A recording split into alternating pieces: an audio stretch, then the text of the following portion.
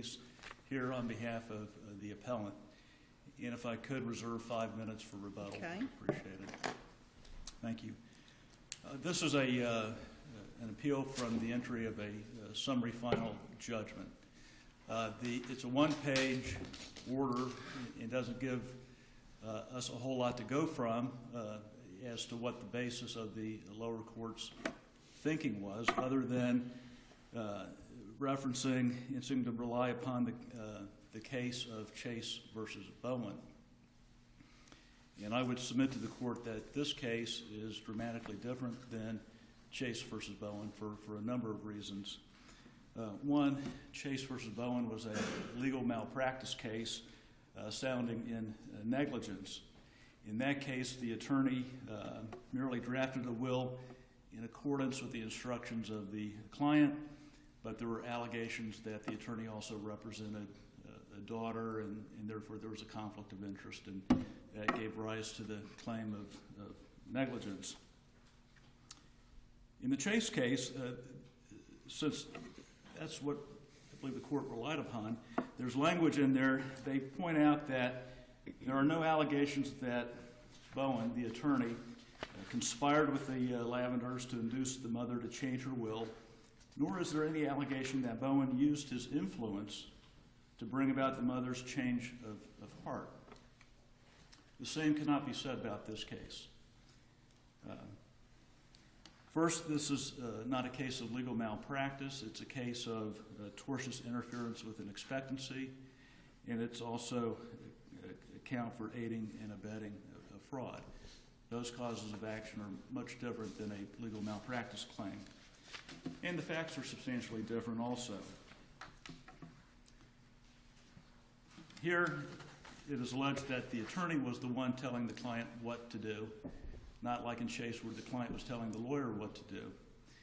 And this originally arose out of Mrs. Shores coming to the attorney to get advice as to whether or not the sale of her company to her son-in-law, or with her son-in-law, was fair. And the attorney, from what we gathered so far from the testimony and depositions and everything, developed a very strong feeling, personal feeling, toward my client, the appellant, early on in the review of that business transaction. And the attorney told his client, Catherine Shores, and her son that, quote, we'll need to cut Patricia and Patricia's children from the distribution. That was his advice concerning a strategy in relation to a business transaction.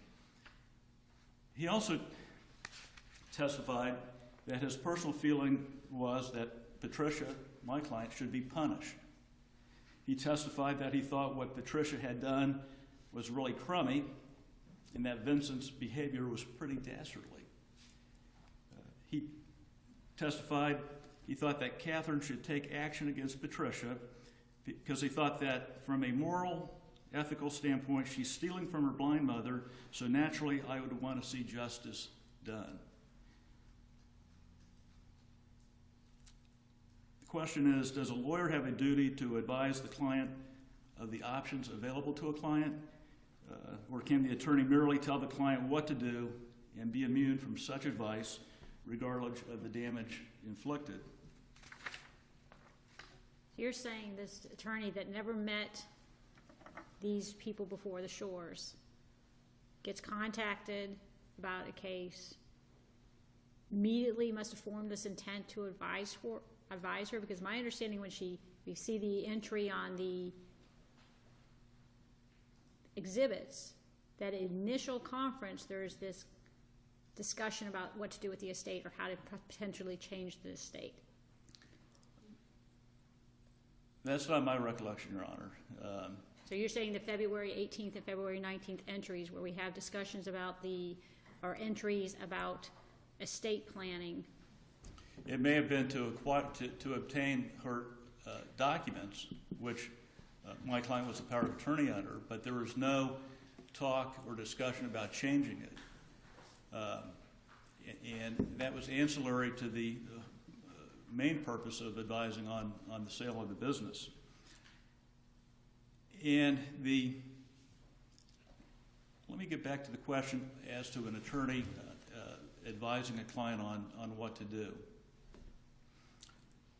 Rule 4-1.4b of the rules regulating our profession says that an attorney is under a duty to explain matters to the client so the client can make informed decisions. There's a comment to that section that says, in litigation, a lawyer should explain the general strategy and prospects of success, and ordinarily should consult the client on tactics that are likely to result in significant expense or to injure or coerce others. We submit that by telling her what to do, you must change your will, cut out Patricia, without any further explanation, without advising her of the alternatives, of her options, is tortious interference. Okay, but we have, at least in this particular fact scenario, we have a situation where she comes to the attorney with, one, the civil suit, but also these issues that she's concerned about her estate. She changes it once and then changes it back, showing that she herself is making decisions, is she not? Because in April of 2003, she herself decides to relent and to put her daughter back in the will. Well, all those are issues of fact, Your Honor. Well, do you dispute the fact that at some point the daughter's put back in the will?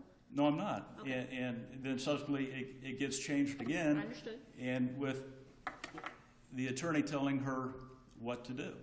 So it's clearly, my client finds out about it, I believe from her brother, Russell Shores, confronts her mother. Her mother says, that's not right, and it gets changed back in.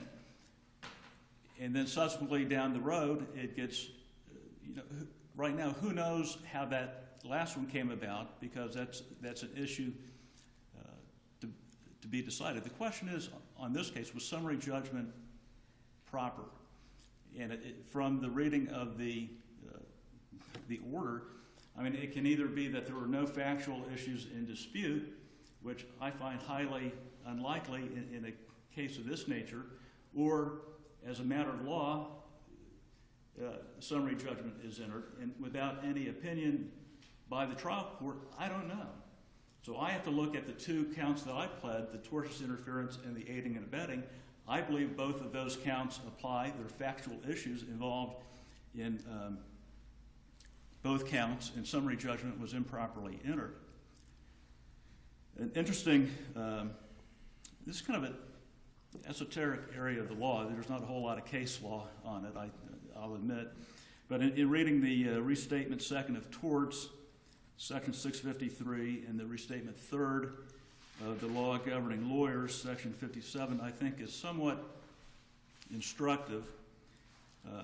In there they said that a lawyer who suggests to the client, tells the client to initiate a malicious criminal proceeding without any impetus from the client, the attorney may be held liable for malicious prosecution.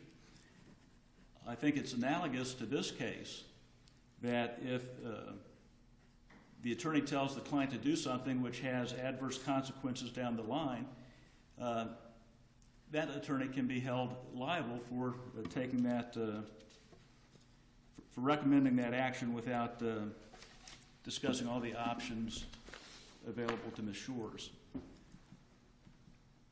I would submit that if the evidence would show that the lawyer sat down with Ms. Shores and explained all the options, listen, we have a deal going on, you think maybe it's unfair, and all this was happening before the forensic accounting was even done.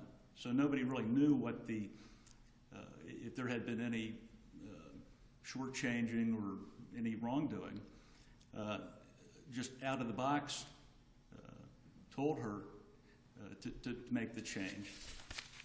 But had the evidence showed that there was some discussion with her, going over her various options, that if you do this, then this may happen, and then let the client decide. That's a different story. And in fact, going back to those two restatements of the law on torts and the law governing lawyers, on that section it said, had the attorney laid out the client's options and the ramifications of each, there would be no liability. I'm trying to figure out how you say it's out of the box, because they first meet in February 18th of 2003.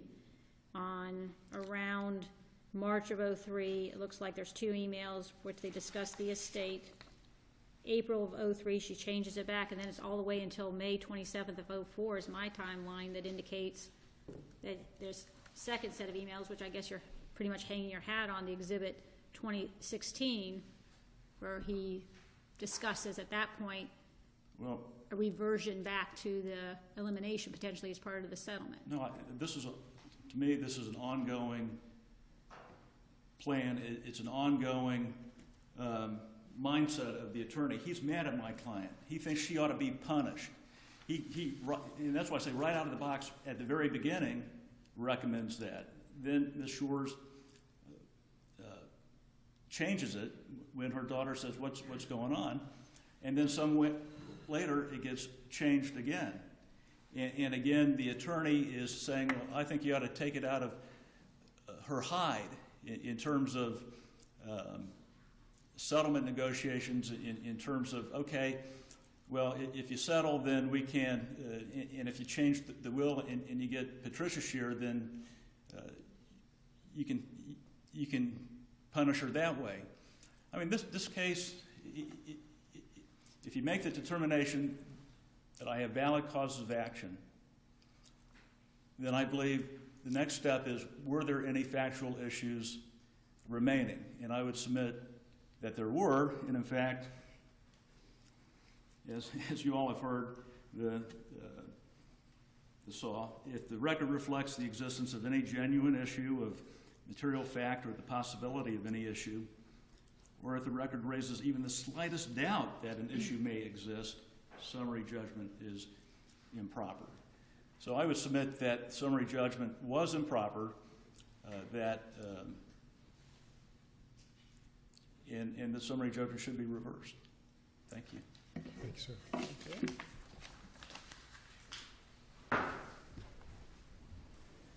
May it please the court, Wally Pope on behalf of the appellees, Daniel Muska and Phelps Dunbar.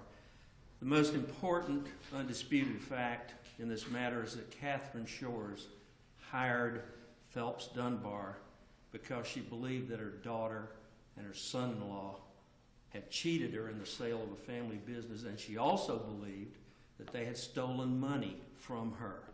Those were the issues that brought her to the law firm.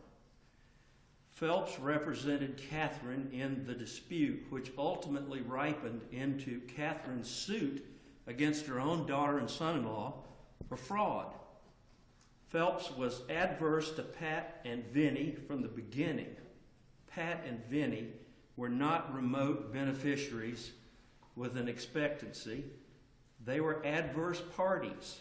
Phelps was duty-bound to advance Catherine's interests against the interests of her daughter and son-in-law. That, to me, is crucial to understanding this case. Catherine wanted to recover from her daughter and son-in-law what she believed they had taken from her. The power of attorney and estate planning issues that came up were incidental to her goal of recovering what they had taken from her. The law firm determined that Catherine had essentially been cheated on a $900,000 sale of the family welding business, in which Catherine was a 50% shareholder. Her share at the closing table was $1,000 and a couple of old cell phones. And by the way, she was in her 80s, she was legally blind, and she was hard of hearing, and her daughter and son-in-law prevented her from learning the terms of the agreement for the sale of the welding business. So this was a pretty nasty family dispute that came and fell in Phelps's lap. And Phelps had no prior attorney-client relationship with any of these people at all. And yet it repairs in April of 2003, apparently. So- Apparently, Ms. Shore, during all of this, in April of 2003, something must have made her change her mind. She went through it as one might think in a family situation. She changed her mind a couple of times, which to me is indicative of the exercise of free will and not indicative of a lawyer overwhelming her free will, which seems to be the thesis of their case. And the undisputed evidence is that Catherine Shores was, in the words of Mr. Muska, mad as a hornet. She was mad at these people. They skinned her.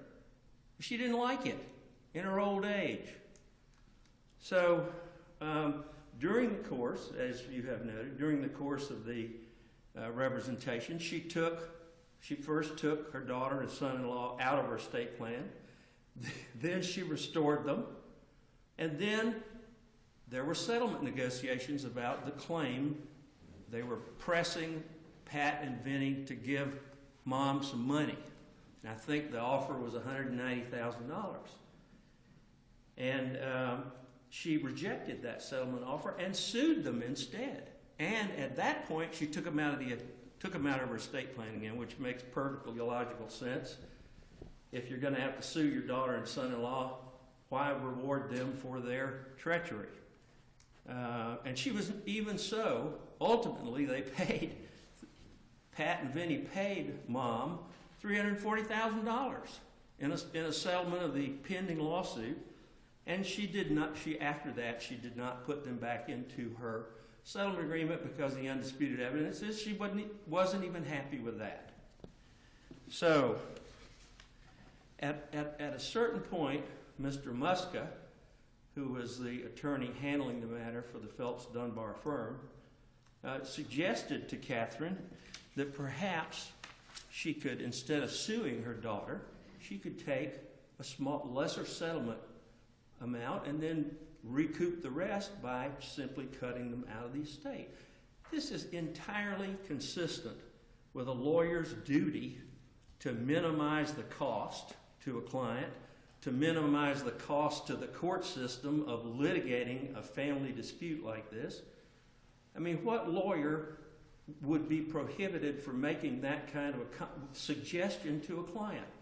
And the business about he never explained the options, where's the evidence? We're at the summary judgment hearing level of this. It's time to put your evidence on the table. Got a couple of emails in which he's telling his partner, here's what you're supposed to do. And he says, this is what my client instructed me to do. Take them out. She took them out. She put them back in. She took them out again. She sued him. All of this is entirely consistent with a lawyer doing his duty properly.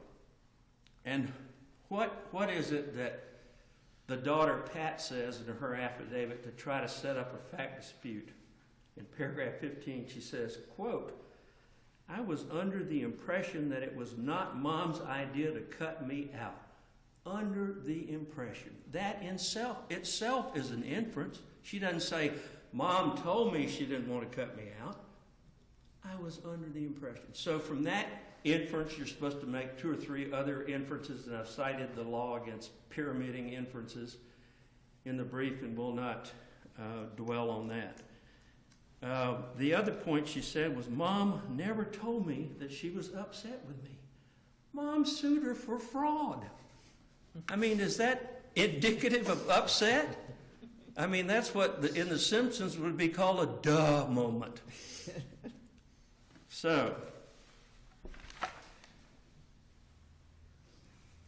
plaintiffs, through their able counsel, my good friend Jay Fleece, have done a very nice job trying to gin up causes of action against Phelps for tortious interference with inheritance expectancies and aiding and abetting fraud. But neither the law nor the facts support these claims, and I'm just going to sum it up here briefly as I can. Lawyers, and these are points really that we make in our brief. Lawyers who are hired to advise their clients aren't liable for interference when they provide honest advice to a client within the scope of a request for advice. She came in and said, advise me about my claim against my daughter and son-in-law. He's given her honest advice within the scope of his assignment. I rely in part on Section 772 of the restatement, which was cited with approval in Parker versus Gordon, which is a 4th District case in 1983. And then, of course, Chase versus Bowen. Mr. Police says that that's a malpractice case. Well, it started out as a malpractice case, but on appeal, the dissenting judge says, well, you can sustain this on a theory of tortious interference with an expectancy. And the court said no. So they took that issue head on and said, no, we're not going to find that a lawyer advising a client under these circumstances can be liable as a matter of law for tortious interference with an expectancy. So that case is right on point. And to aiding and abetting a fraud, where is the evidence in the record that Phelps had any knowledge that Russell Shores, the son, was trying to defraud his mother? Where is that in the record? Doesn't exist. That ought to take care of the aiding and abetting count in and of itself. And can plaintiffs show, this court held in Davison versus Feuerherd, this court 1980 case, cited in our brief.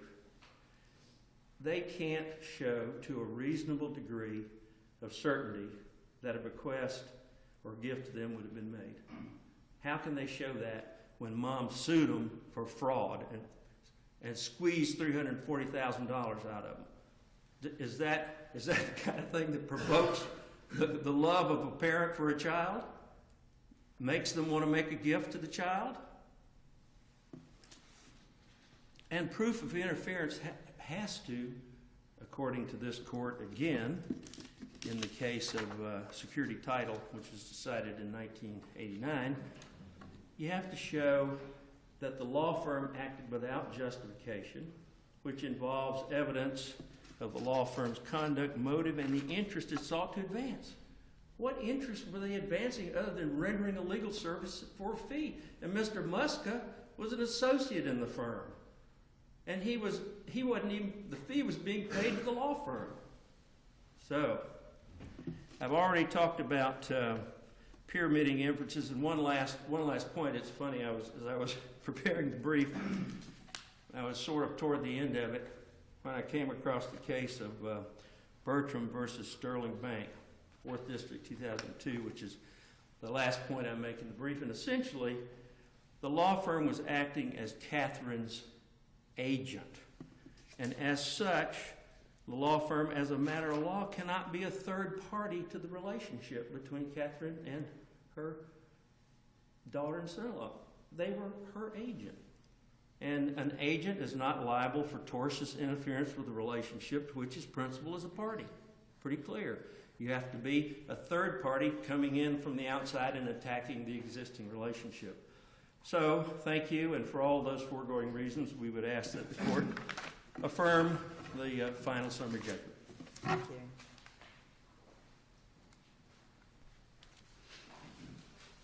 Briefly, I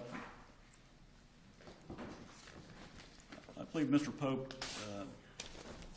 kind of hits home the point that there are a lot of facts in this case and a lot of disputed facts which would preclude summary judgment. The case started out as a tortious interference claim against Russell Shores for unduly influencing his mother, and those elements are a substantial beneficiary who's active in the procurement, who has a confidential relationship. And after the depositions were taken, then we find out that it was Mr. Muska who was urging mother. So Mr. Shores can sit back and say, wasn't me, it was the attorney telling mother to do this. There's testimony in the record that the law firm of Phelps Dunbar was concerned about undue influence by Russell Shores. They were representing Catherine Shores, yet all the communication, not all, but substantially most of the communication was between the attorneys and Russell Shores, the one that benefited by the change of the trust. And if that's doesn't go toward aiding and abetting the fraud of undue influence, I don't know what does. I mean, there's clearly issues of fact. And if an attorney cannot be held responsible for not doing what he was supposed to do and telling the client that she has to do this and cannot be held responsible, and it totally negates any claim against Russell Shores because he says, now, the attorney told Mom to do that. It's not right. It's what the restatement of torts and law governing lawyers contemplates and addresses. It's what our rules of professional regulation contemplate. And I would again ask the court to reverse the summary judgment. Thank you.